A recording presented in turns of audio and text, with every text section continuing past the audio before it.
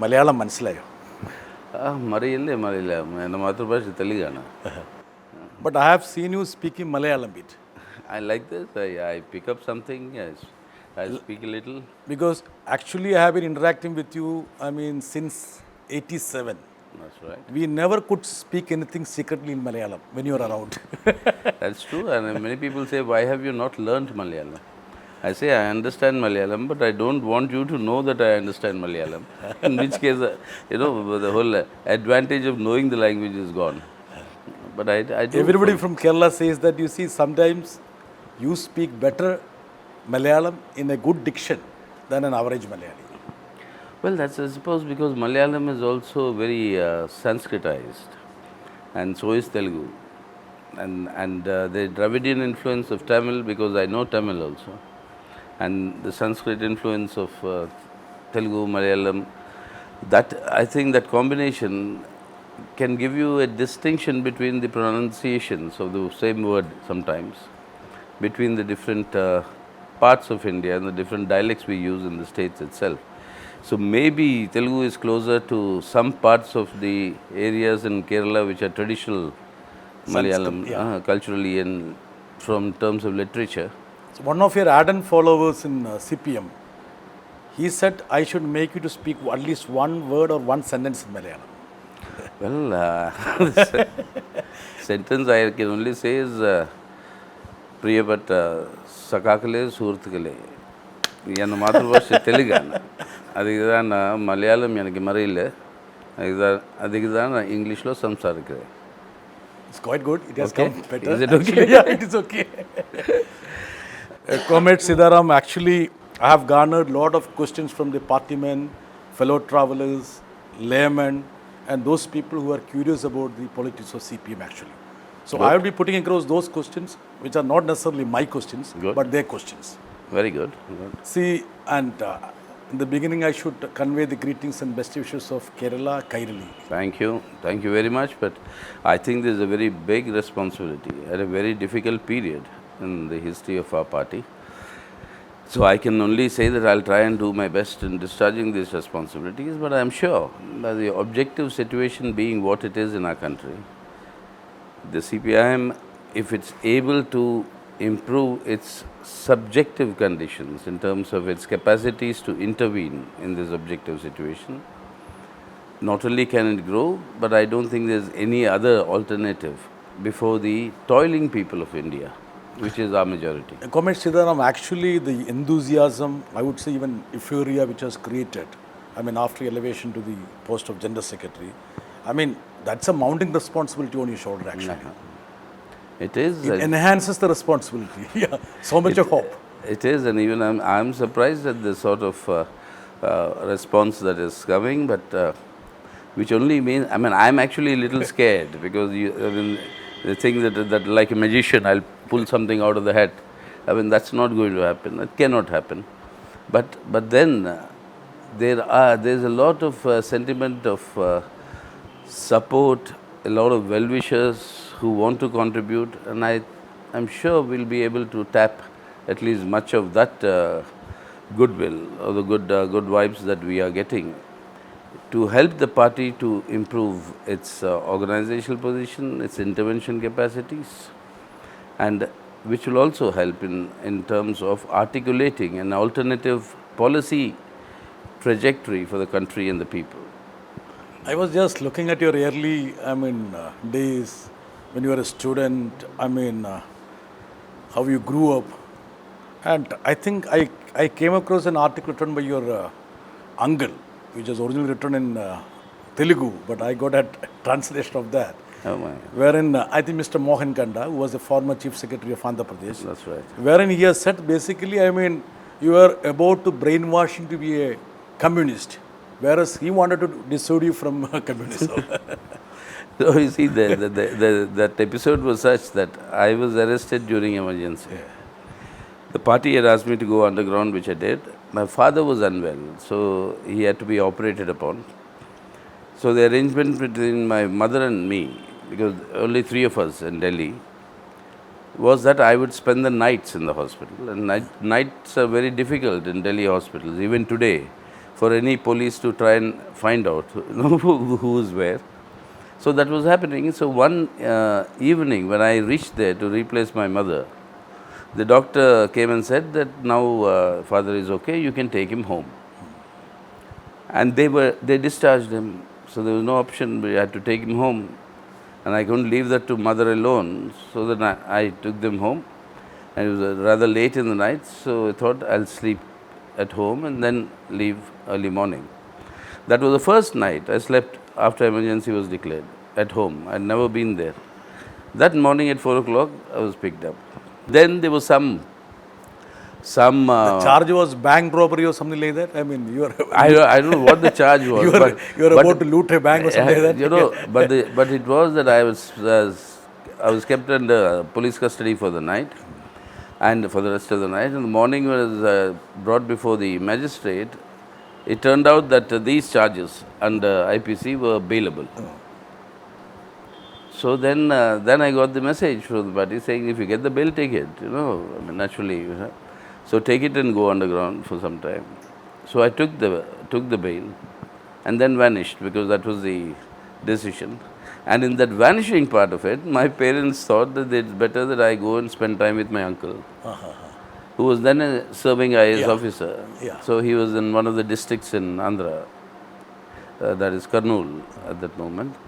So he said, you spend the time with them. Then their hope was that he will convince me to leave my politics and join the IAS. Whereas you were, I mean, converting to communism. And then after, I think, 3 weeks or nearly a month, and that I remember was the December of 75, beginning of 76, there was emergency withdrawal was nowhere in sight. Party had come to the conclusion that it's a long haul. We have to fight underground and for the restoration of democracy. At that time, nearly a month later, he called my father one day and said that you please take him back. Otherwise, the danger is that instead of my converting him, I will resign. I'll resign my job and join him and the movement.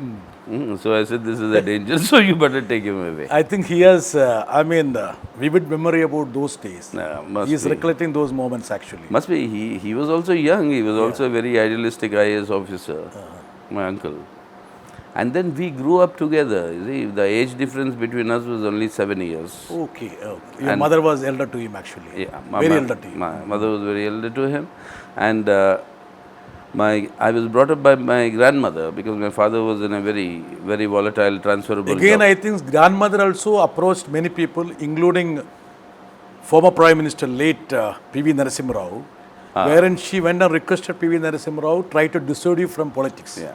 This was before Mr. P.V. Narasimha Rao became the Prime Minister. Prime Minister, yeah. This was when he was a cabinet minister here in Delhi.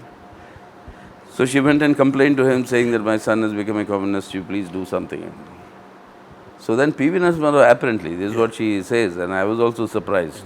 And he said, don't do anything. India requires educated youngsters to come into politics, whatever be his political inclination, but don't dissuade him from politics. My grandmother came back very disappointed. Naturally. She would have expected a Congress leader to, obviously tow her Obviously, line. yes. Yeah. Because the Congress and Communists were at loggerheads, they continue to be at loggerheads. So she was expecting some sympathy from that side. On the contrary, she got this sort of an advice. And I think she approached Comrade P. Sundareya also, and she got a rude jolt there actually. Again, because my grandfather was a judge of the first bench of the Andhra Pradesh High Court. At those days, the High Court benches were at the presidency headquarters. So Andhra was also part of the Madras presidency. But I was born in 52 in Madras, the General Hospital in Madras. 54, the Andhra bench was constituted within the Madras presidency at Guntur. Okay. So he moved as a judge to Guntur.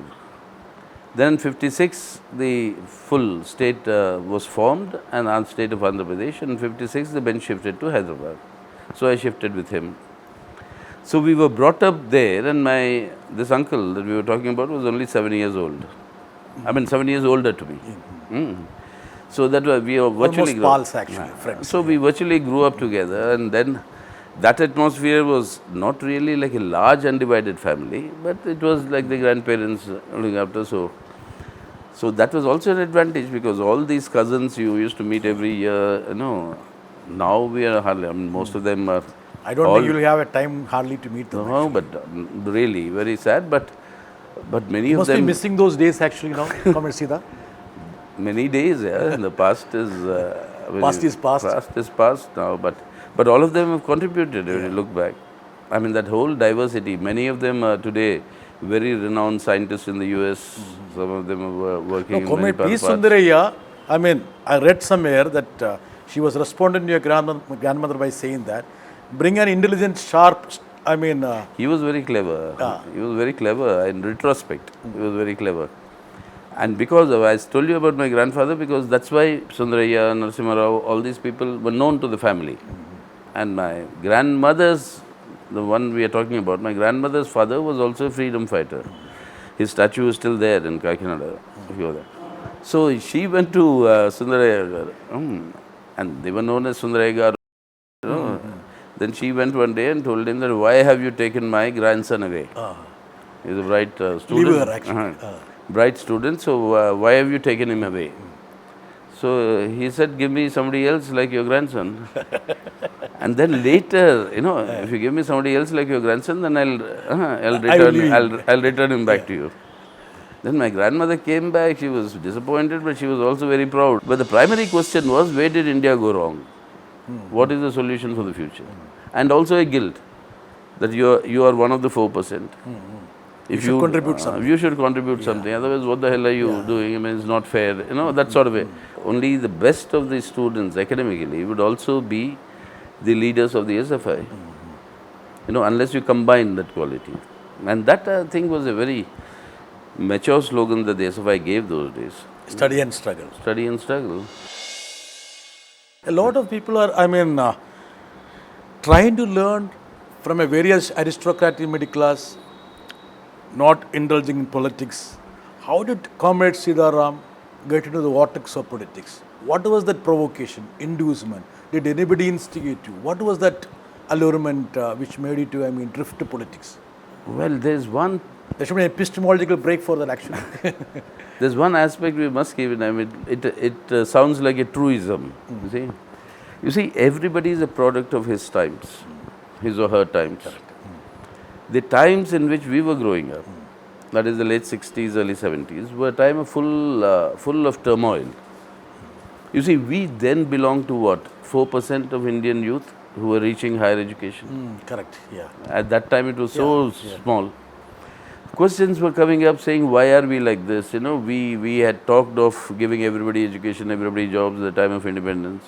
Bhagat Singh, all these ideals. A lot of egalitarian. And that idealism was also there. Idealism was there, yeah. He said, why 20 years down the line we have not achieved? 47, 67. Why did we not achieve even all the rhetoric that Nehru was speaking? What is the problem?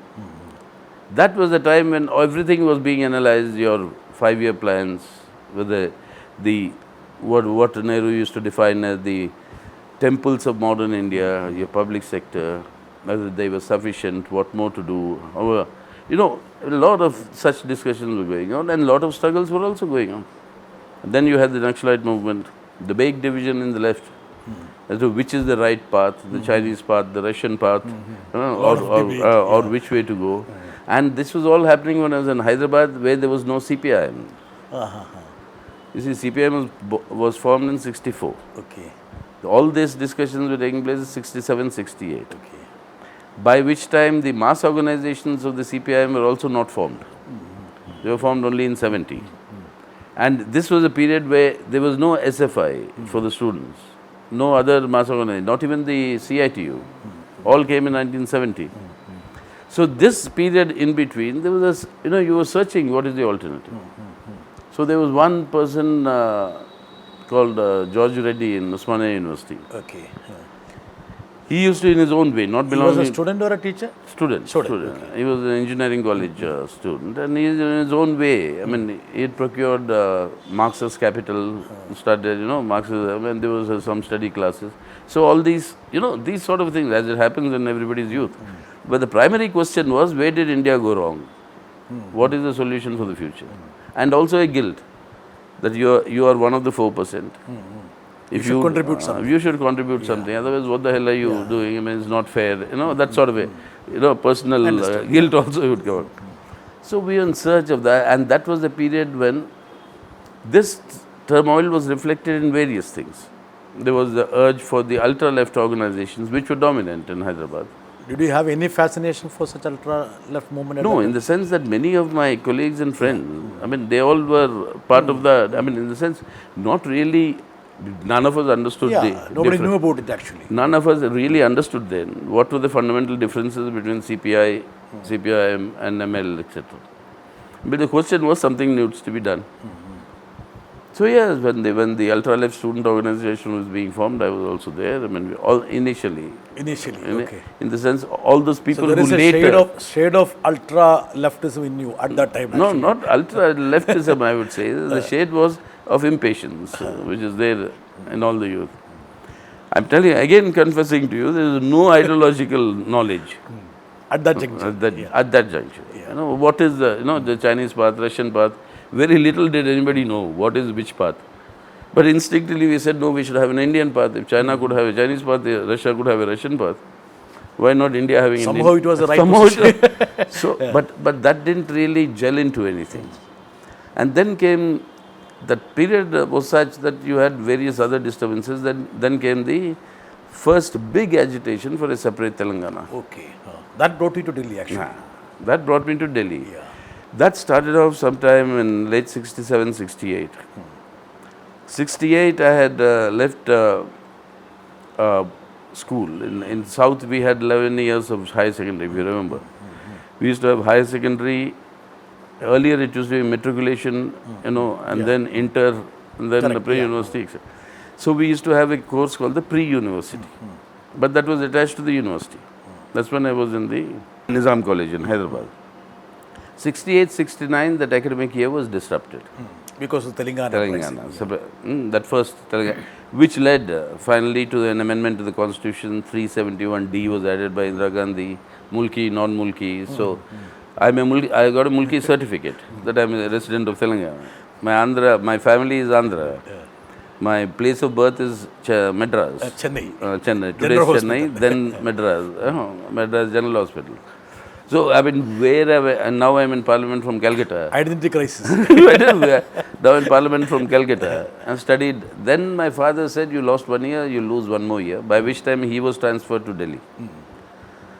He was an automobile engineer with the government. Initially, he was with RTO. With the RTC. RTC. Okay. He was, one of the key officers who nationalized the private bus transport when the Andhra state was born. So from there he had to move and organize the health transport organization in Delhi. So he was already in Delhi for a few months. So he said, you come over here, otherwise you lose 1 more year. That's when I came here. Here you had to do 1 more year of schooling, the same 12 years, that matching. So I was a student at the President's Estate School in Delhi. Did my higher secondary. I don't think the school is... it's there, sir. It's there. Okay. It's there, and the school... They were still very receptive 40 years later. Oh, you visited that school? I went there also twice. And they always admit our comrades' children, our whole-timers' children, whenever we recommend them. Because the school got its budget was doubled because of me. How come you agitated in the sense in 1960, 69, 70 was the examination. 70, I came first, All India first class first. That school didn't think that somebody from their school will ever come into that rank. Neither did I. That's a different point. But you reach that. So because of that, the budget for that school got doubled. So they were grateful since then. So all the new streams were attached to the school, etc. So after that, when I finished the higher secondary, then Go to St. Stephen's. then I moved. No, see, shift from Andhra Pradesh, Andhra, a lot of leftist movement, then getting into Delhi, then that to a very elite institution called St. Stephen's. Could you keep tab of your leftist string? I tell you, because before I entered St. Stephen's, I was in a government school, no? President's Estate. So that was an absolute same middle class, same this thing, same million. And from there, I went into St. Stephen's, and for some time, I was totally like fish out of water. Lost. And in fact, one of my colleagues, two others, there were just three of us in the whole batch of St. Stephen's economics honors who came from government schools. Or what was considered as government Except three, all others from private schools. All of them. Okay. Naturally. All of them were private schools, very big, Now there won't be anybody from government school now. I know, but I think there are still, because St. Stephen's, after that in this thing, they had a policy of some balancing between government schools, backward schools, and some socio-economic considerations. Some socio-economic thing, which is good, because now when you go to the college, you'll still find people from this background, which is a very good thing. But that apart, so in St. Stephen's, I saw the SFI. In St. Stephen's, and the most elite. Who was the torchbearer there? I'll tell you. And the year we joined, we saw suddenly in St. Stephen's, it's got red brick walls. Red brick walls, all the ultra-left slogans. Chairman Mao is our chairman. You were surprised. I said, what is this? It looks like coming back to Hyderabad. And St. Stephen's, nobody thought, in this college they'll be there. And then I learned 11 students were expelled from the college, rusticated. Okay. While we were entering, they were being removed for this ultra-left activities.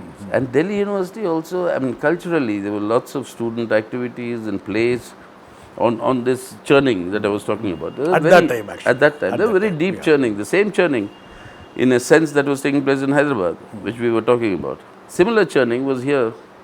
Then I saw the posters of SFI saying, join SFI, what it stands for, etc. When we looked at it, then we found it was such a period of flux and turmoil. By the time I approached the then leaders, some of them are still with our movement, some of them are gone. Could be from Kerala or Andhra Pradesh or somewhere like that? No. Surprisingly, many were from North Indians. Northern Indians. Yeah, okay. And I suddenly learned that one half of the SFI Delhi University committee expelled the other half. Both expelled each other. So they took 2-3 years before we got the SFI back into action. But then it's only when I went to JNU was there an organized structure.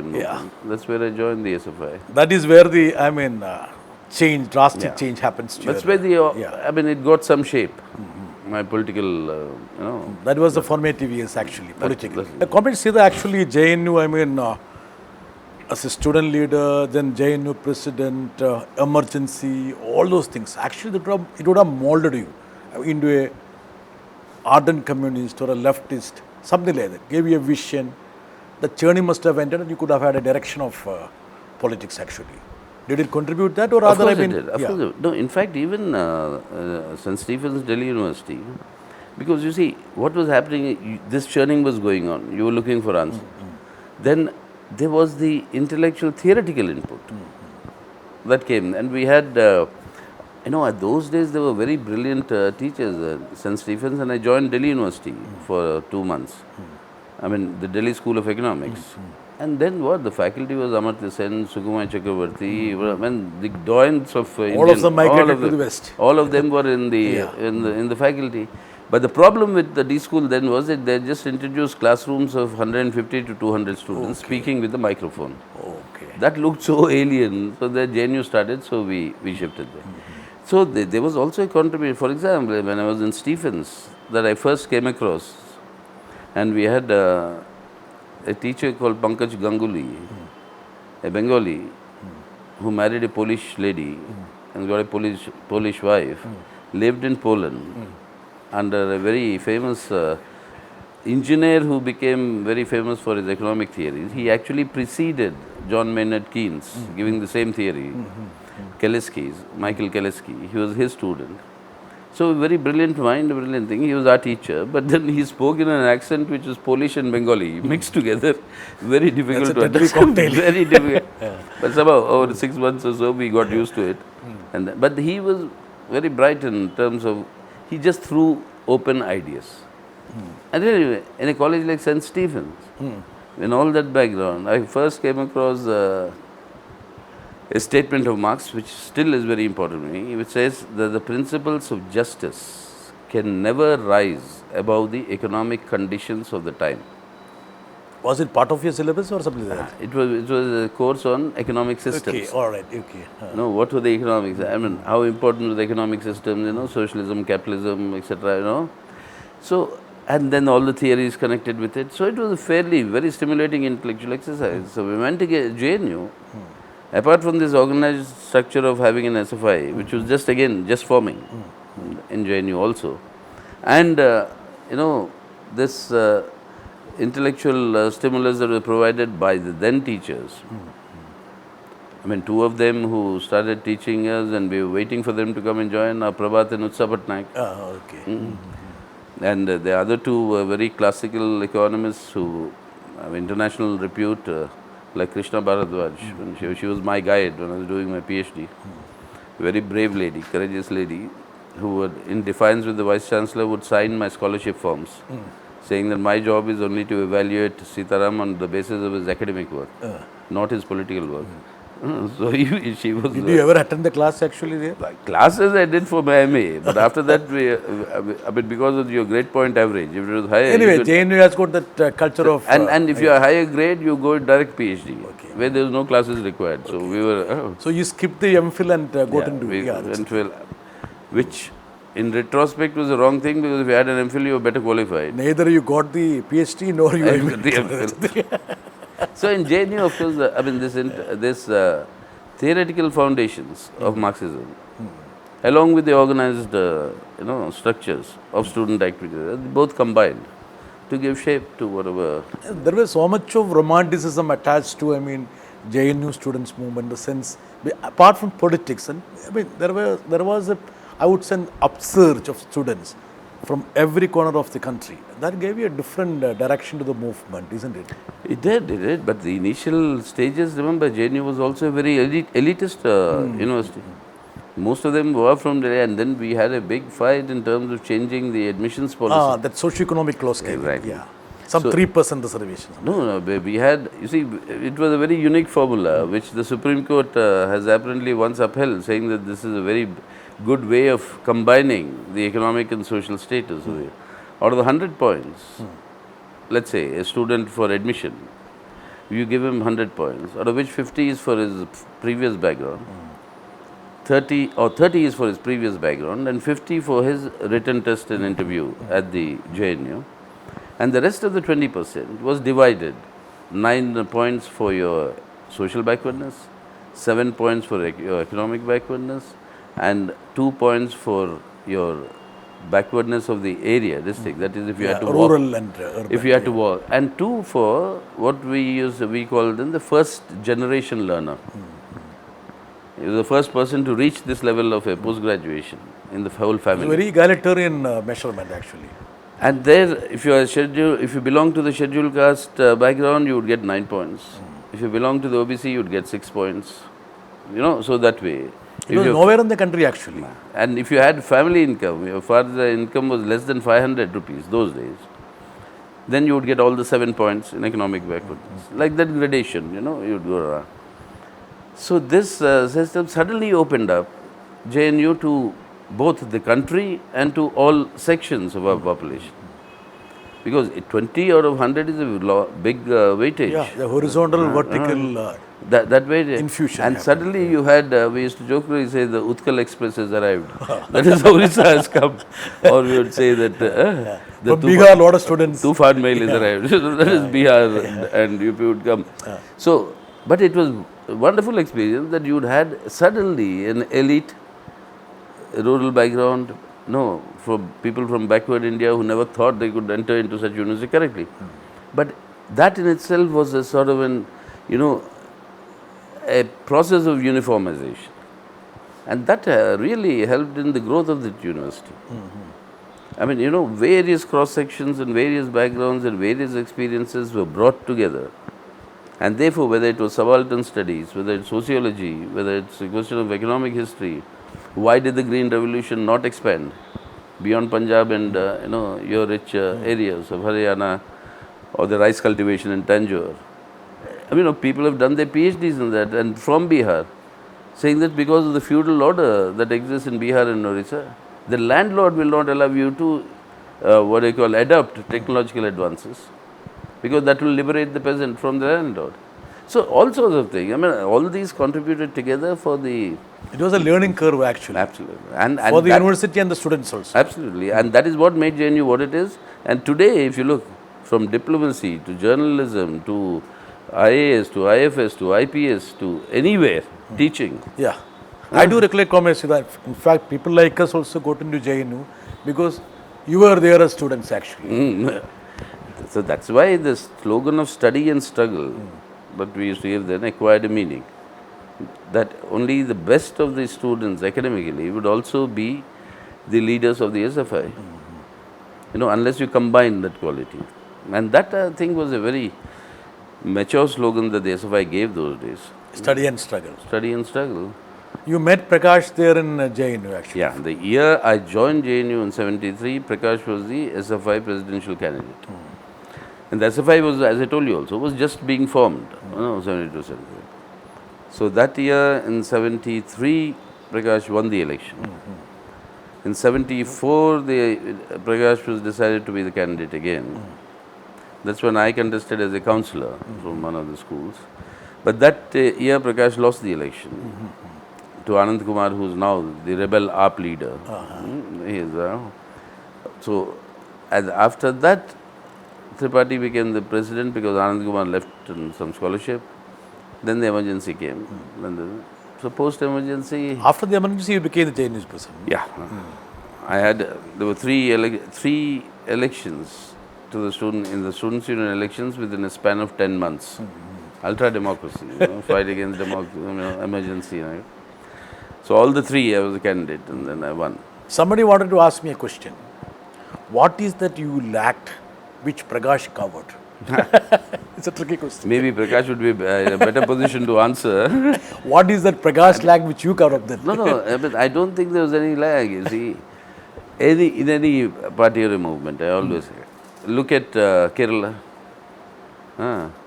Who was the first secretary of the CPIM? Unless you had the combination of EMS, of AKG and Pillai at that time, as the combination, the movement in Kerala you cannot really conceive of. Yeah. So it's not what lagged, who lacked what or who had what. The question is how do you combine it? Yeah. Unless you had the combination of Jyoti Basu and Pramod Das Gupta. Yeah, the partnership makes. The Bengal wouldn't have been what it is. So, it's not that you need to look for who has got what less and who's got what more. What more, yeah. That is one of the most important lessons that the CPM has taught, and I hope the country will also understand, the collective responsibility. And what I'm surprised that Mr. Modi was using the example we used to use. I used to use 40 years ago in JNU. When we used to talk to the students to join the SFI, he'd tell them the importance of the organization. The example that at least I used to give was, suppose you are A and I am B. We produce exactly equivalent of what we are. So your end product would be A square, mine would be B square. Now, supposing you and I join together, and work together, then it becomes A plus B whole square, which is equivalent to A square plus B square plus 2AB. So the 2AB is the extra you get when you work together. Where is very strong in mathematics or? Yeah, I had additional mathematics in my school days. But Apart from that's economics, about all. Nothing beyond But the synergy always works. Huh? The synergy always works, and that's all. Only the best of the students academically would also be the leaders of the SFI. Unless you combine that quality. And that I think was a very mature slogan that the SFI gave those days. Study and struggle. Study and struggle. The long partnership between you and Prakash but of late, media have been reporting about, say, difference in perspective, difference in perceptions, between Sitaram and Prakash. How do you see those things? That is your problem. You're meaning the media's problem. Media problem. The long partnership between you and Prakash, but of late, media have been reporting about, say, difference in perspective, difference in perceptions, between Sitaram and Prakash. How do you see those things? That is your problem. You're meaning the media's problem. Media problem. You will spare No, me, of course. you have how many news channels do you have in Kerala?